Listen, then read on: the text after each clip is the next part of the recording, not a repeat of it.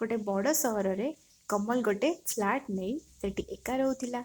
Work from home चलथिबारु से घरे बसी ता कंप्यूटर साहाय्य रे सब काम करथिला।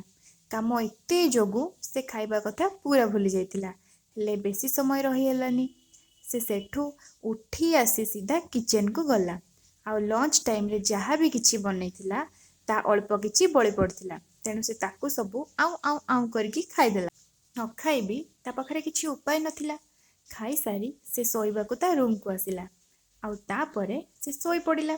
किछि समय परे से सुनिबाकू पाइला किछि लोक जेल रु खसी आसी मर्डर करिया पई प्लान करछंती। कमल टिके डरी गला आउ आसी ता बेड रे बसी पड़ला।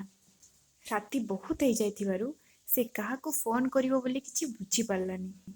ठीक सेही समय रे ता डर नॉक हबाकू लागला। एते राति रे डर किए नॉक करथिबो बोली से टिके रही गला।